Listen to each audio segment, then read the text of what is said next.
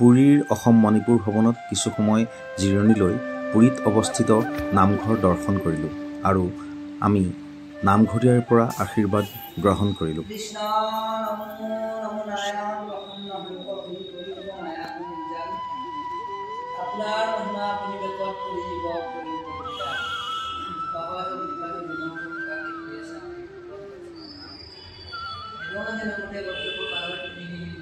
আশীৰ্বাদ গ্ৰহণৰ পাছতেই নামঘৰীয়া মহোদয়ৰ পৰা আমি অসমৰ দৰে কেঁচা মাহ প্ৰসাদ গ্ৰহণ কৰিলোঁ।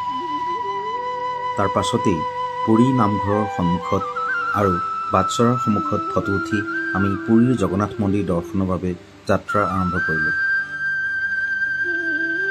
অলপ সময় খোজকঢ়াৰ পাছতেই আমি উপস্থিত হ'লোগৈ 11 শতিকাত প্ৰতিষ্ঠিত ভাৰতৰ অন্যতম পীঠস্থান পুৰীৰ জগন্নাথ মন্দিৰ ধাম।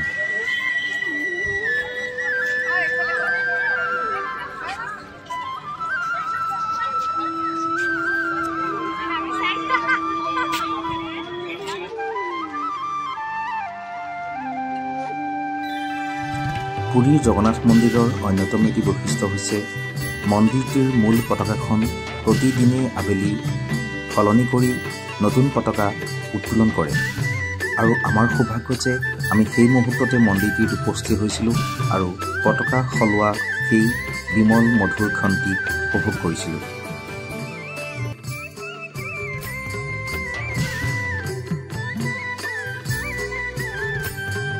কৃষ্ণ কানাই কৃষ্ণ কানাই মধুৰ মধুৰ বেণু বজায়।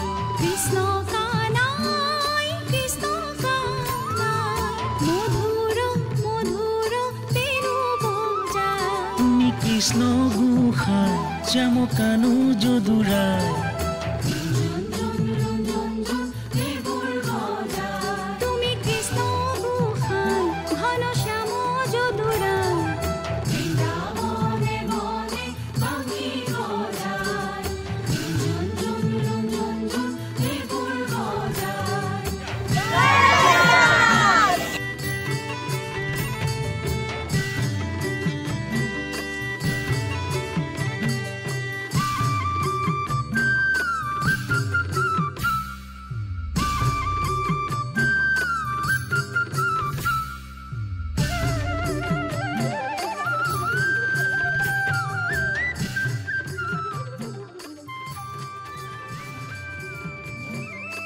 চাওঁতে চাওঁতে পুৰীৰ আকাশৰ ৰান্ধনি বেলিটিও লাহে লাহে পাতত বহিছিল। আমাৰ ছাত্ৰ ছাত্ৰীসকলেও পুৰী জগন্নাথ মন্দিৰৰ চাৰিওফালে সৌন্দৰ্য উপভোগ কৰি পুনৰ অসম মণিপুৰ ভৱনলৈ যাত্ৰা আৰম্ভ কৰিছিল।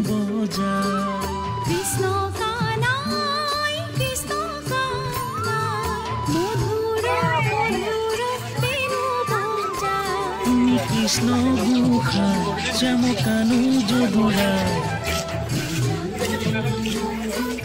ভাল লাগিছে, বহুত ভাল লাগিছে, ভাল লাগিছে, বহুত ভাল লাগিছে।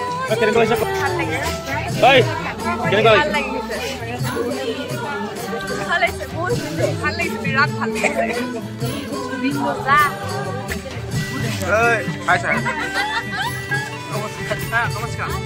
নমস্কাৰ। সুন্দৰ ছাৰ, ভাল লাগিছে। জয় জগন্নাথ।